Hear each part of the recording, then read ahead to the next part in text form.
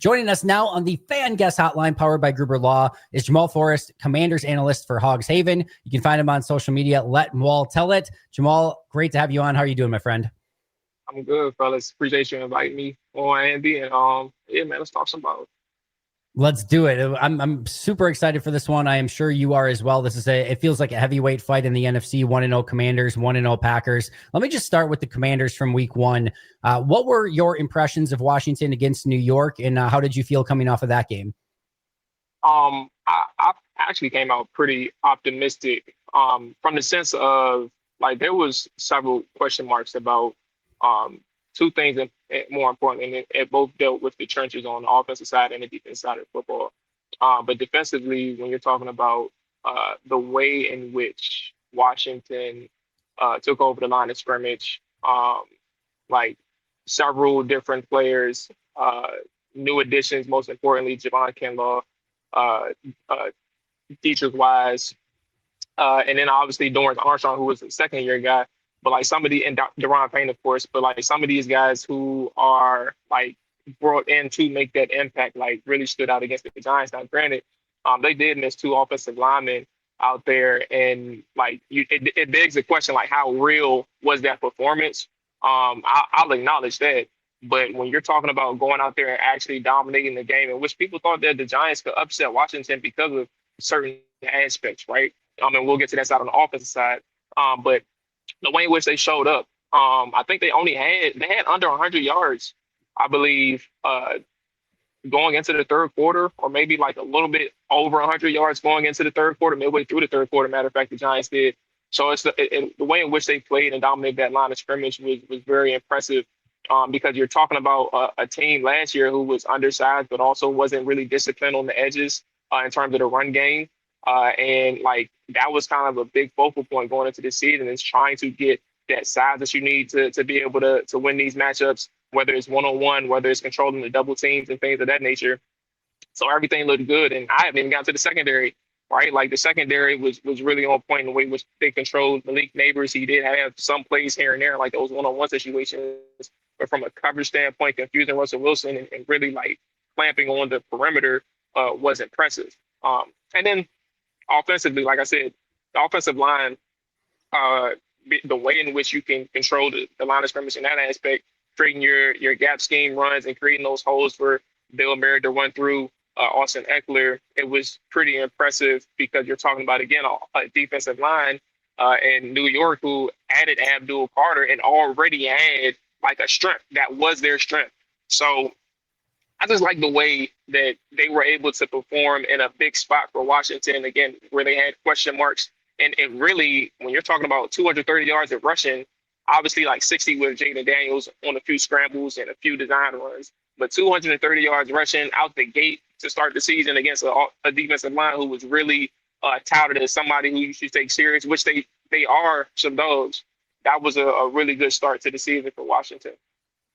Yeah, I think the run game is going to be a really interesting aspect. Green Bay held Detroit completely under wraps. You guys completely ran right through, New York. So which one of those wins that battle, I think, is going to have a huge impact in this game. And you mentioned that secondary. Yeah, sometimes when you get a corner at a trade deadline, it takes a little bit of an acclimation period. But felt like now with getting Marshawn Lattimore in for the full season, it feels like you're sort of reaping the benefits of that. And then Trey Amos kind of completes that group along with St. Ristel, who you had last year as well. So yeah, I thought they played much, much better. And it looked like more of a strength for that Washington team than it had been in the past. From the flip side, Jamual, as you obviously watched Green Bay throughout the week to get prepared for this game, and just I'm sure probably we're watching some of that Packers Commanders game as well, or sorry, Packers Lions game as well. What did you take away from a Packers side of things?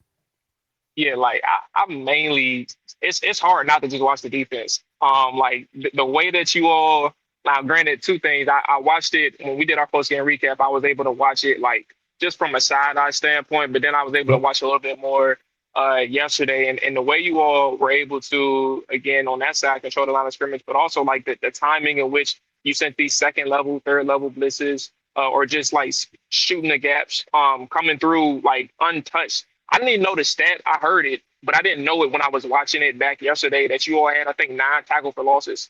And like the way that you all were able to win on in big spots, I think was really big and being opportunistic, something that Washington hopes to be.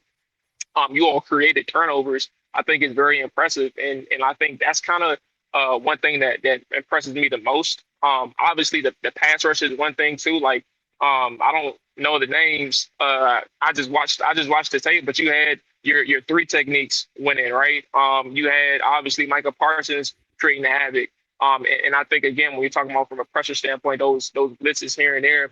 I don't know if it was Detroit, like in terms of like the new center that they had, or like if it was just a first game thing, but it just seemed like they was completely unprepared, and y'all were very aware of like their new situation on that offensive line. Now, granted, they did have a guy on the right tackle that was going up against Micah Parsons. Like that is what it is, right? And Micah Parsons dominated that matchup in my opinion. But like that defense is the main thing that I watch, and I think is very impressive. Offensively, I honestly I feel like it's. I know y'all are dealing with some injuries on the offensive line right now going into the Washington game, but Yep. I think for the most part, like it's kind of the status quo for the Packers offense. You all added Matthew Golden in the offseason, but Josh Jacobs, he's a dog, and you know Jordan Love, I feel like against Detroit, very solid game. And I just think I don't know, you know better than me, but that run game was something where it's like I know it's better than what the numbers produced. So like I don't really take that first game as like what it's going to be moving forward. So that's kind of the one thing I see when I look at Detroit, the matchup against Detroit, where it's like, yeah, this is going to be another big test for Washington because the Giants' offensive line is not the Green Bay Packers offense. Like in itself, y'all have more weapons, more consistency. Y'all been together longer. That's what I meant. Like nothing has really changed. I still got the same receiver group, which is solid, but no true number one yet. But then you Yep. all have Josh Jacobs, who is that dog, and I think he's a really big piece for you all. So we're going to see. Like it's another huge step for Washington, but you all did a really good job out the gate, and I like what we're going to see on tonight. Yeah, like I said, it does feel like that heavyweight fight. It should be a fun one. Thursday Night Football primetime at Lambeau Field. We're being joined by Jamual Forrest, Commanders analyst for Hogs Haven. You can find him on social media at Let 'Em All Tell It. All right, keys to the game. What are you going to be watching for early in this one that might give you a tip one way or the other of which way this game is trending? Yeah. So for our side, I really do think it boils down to how they handle the pass rush. Now, if you look at the stats or like the advanced numbers, you'll know like Josh Connerly or even Brandon Coleman, who's our left guard, didn't give up that many pressures. Josh Connerly did give up a sack. That's our rookie right tackle now. He's transitioned over from left to right. He's our rookie right tackle from Oregon, and he did have like his moments against the Giants in terms of like giving up his pressures, looking kind of out of sorts, like a rookie, as he's supposed to, right? Especially when you go up against three really good rushers, edge rushers that the Giants had. They really didn't like have a thing of giving him help every single snap, every single drop back, right? It's like sometimes he was on an island and he had to deal with it. I'm fine with that. But you're going up against Micah Parsons and Rashad Gary this weekend, right? Or this week, excuse me. And like this is a little bit different. I think that Micah Parsons alone is better than any rusher that the Giants had. Like there's no ifs, ands, or buts about that. So you're talking about a situation where the circumstances have to change. The game plan has to be a little bit different going up against the Green Bay Packers. And when you're talking about Coleman, your second year player, first year left guard for Washington, he was their left tackle last year. And then you're talking about Josh Connerly Jr. on the right side. There is no doubt that Green Bay will have ideas of how to isolate those two in one-on-ones against y'all best pass rusher. And I think if the biggest key for me offensively is if you cannot establish a ground game, or if you cannot have time to drop back and find and have Jaden make his reads as a passer, it's going to be a long day defensively. I mean, it's all offensively for Washington because you cannot get the offense moving. You cannot allow them to impact the game in that fashion, especially from quarter one to quarter four. Like, of course, they may have their wins, but is the ball out? Can you get the ball out before they get to the quarterback? That's the first thing. Second thing is for Washington, you got to create turnovers. That's a big deal for Washington dating back to last year. That's Dan Quinn's motto. That's Joe Witt Jr., the defensive coordinator's motto. You have to create turnovers. And Washington struggled in that last year. I think they were bottom 12 in terms of defensive turnovers forced last year. And they didn't get one last week. They forced a fumble. Russell Wilson got it back. They had an interception, excuse me, but it was a penalty, a roughing the passer penalty on it. And I think that is one of the biggest things for Washington is being able to get extra opportunities for an offense who was actually inconsistent last week. Not you talking about 21-6, it could have been 35 or 42 if you're talking about 12 penalties for Washington. So I think creating turnovers off defensively, being opportunistic is a big deal. Being able to actually give Jaden Daniels time offensively through your pass protection, but also being able to establish a ground game, get these guys off their marks in terms of rushing the passer, or keep them unbalanced, I think is a big deal for Washington. Those are the main two, but I can stop there.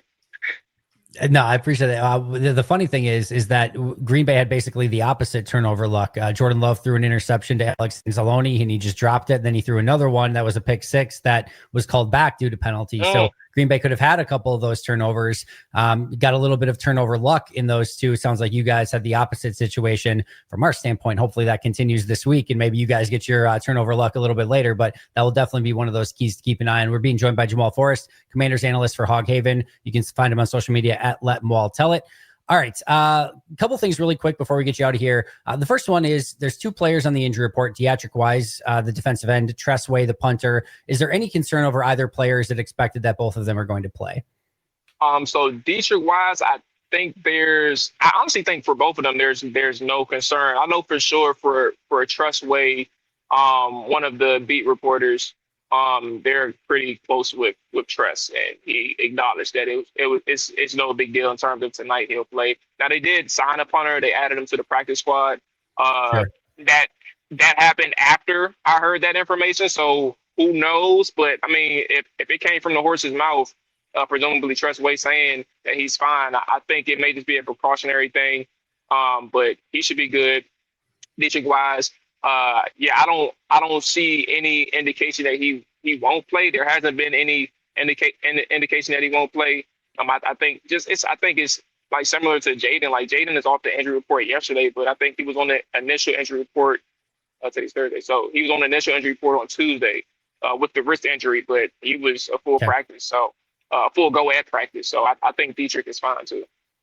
Yeah, it certainly seems like you guys have a little bit more injury health right now than Green Bay does. As Green Bay has a few of those players that are questionable that could have a big impact in this game.